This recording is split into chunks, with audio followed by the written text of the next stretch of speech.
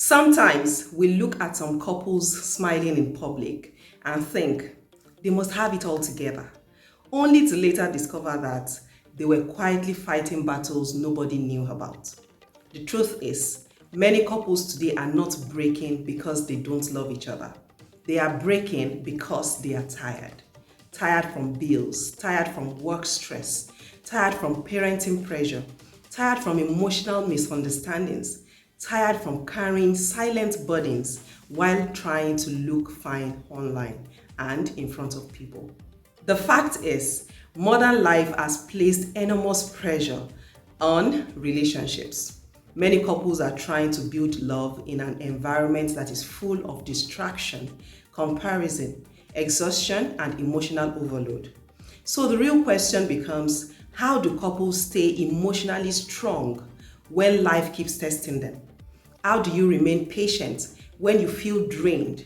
How do you stay connected when stress keeps trying to pull you apart? Today, we are talking about emotional resilience for couples, navigating modern life pressures through faith and patience. And if you stay to the end, you may discover that the problem in many relationships is actually not lack of love, but lack of emotional resilience. Hey family, welcome back to the channel where we talk about faith, love, and building real life relationships that last with biblical wisdom. Make sure to hit that like button, subscribe to this channel if you haven't done that already, and share this video with someone who needs to hear this today. Hi, I'm Dr. Molola Omoshebi, and I am happy to share with you again in this video. So let's begin. Let's start with what emotional resilience in marriage or relationships really mean. Emotional resilience is the ability to recover, adapt, and remain stable through pressure, disappointment, conflict, and unexpected life challenges. For couples, emotional resilience means facing stress without destroying each other, handling conflict without losing respect, enduring difficult seasons without giving up hope, remaining connected even when life feels heavy. Quite a number of people think a successful relationship means no problems. That is false. A successful relationship is not one without storms. It is one that learns how to survive storms together. Jesus said in John chapter 16 verse 33, "In this world you will have trouble, but take heart, I have overcome the world." Even spiritually strong couples will face trouble. The issue is not whether pressure comes. The issue is whether pressure breaks you or builds you. So, why is modern life hitting couples so hard? Today's couples are facing pressures that previous generations did not really experience in the same way. One of them is financial stress. So you have to deal with rent, groceries, school fees, debt, business uncertainty, inflation. When money becomes tight, emotions become tense. Small disagreements suddenly become big arguments. Many couples are not angry at each other really. They are reacting to pressure. Then we have digital distraction. Phones in bed, scrolling during meals, conversations replaced by notifications. So we have two people that can sleep in the same room and still feel emotionally distant. Then we have the comparison culture. We have social media there showing edited marriages, edited vacations, edited happiness. People comparing their private struggles to other people's public highlights. Comparison creates dissatisfaction. So we have emotional exhaustion as one other factor. Many couples are functioning but not healing. They have a lot going on at the same time, working, parenting, paying bills, smiling outside, but inside they are emotionally depleted.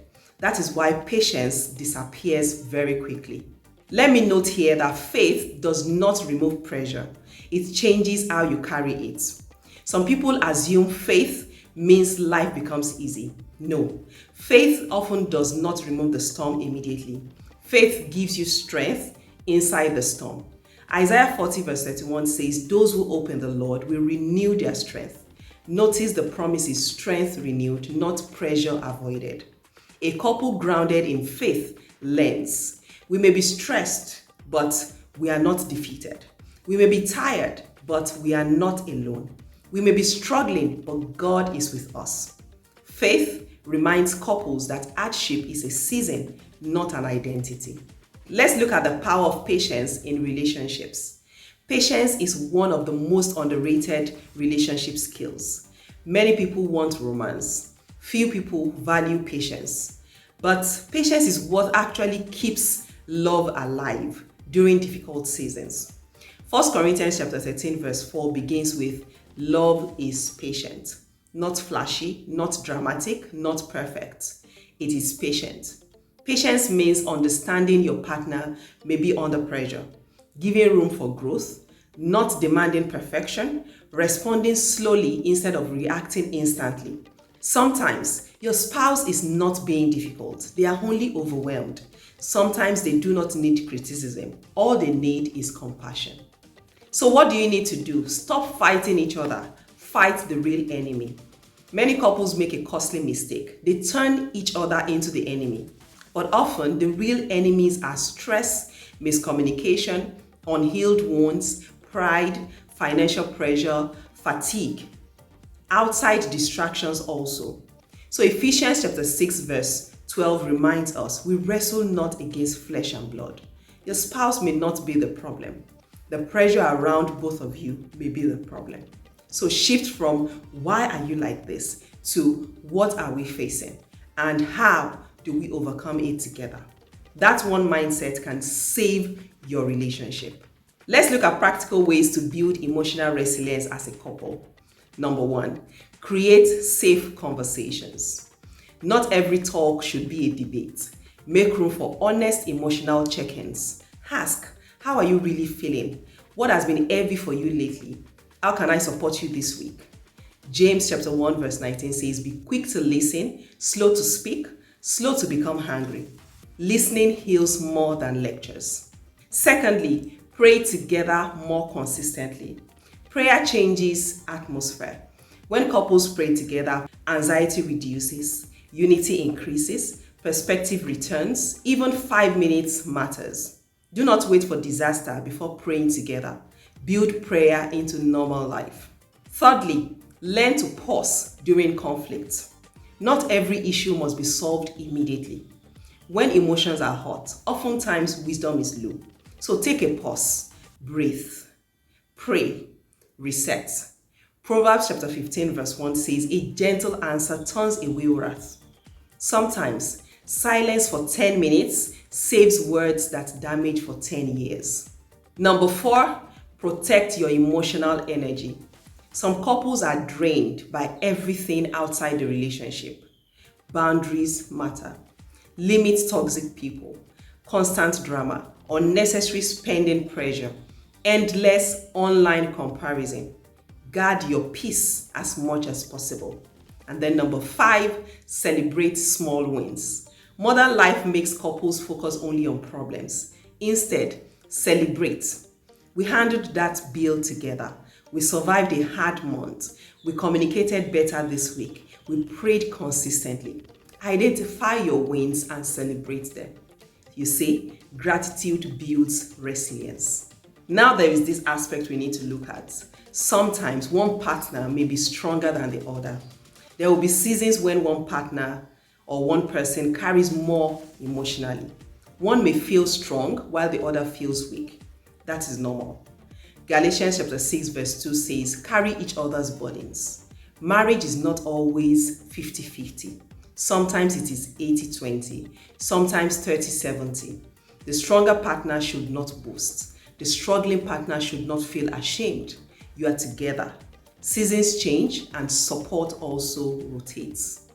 Also, I would like you to note that you shouldn't make permanent decisions in temporary seasons.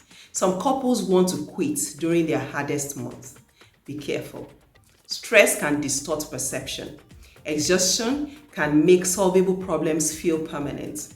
So before making drastic decisions, ask, are we truly incompatible or just overwhelmed? Are we broken or just tired? Do we need separation or support? Many relationships need healing strategies, not endings. Remember, God can strengthen what life has weakened. Psalm 127 verse 1 says, "Unless the Lord builds the house, the builders labor in vain." This means relationships cannot survive on chemistry alone. They need divine help. God can restore your relationship.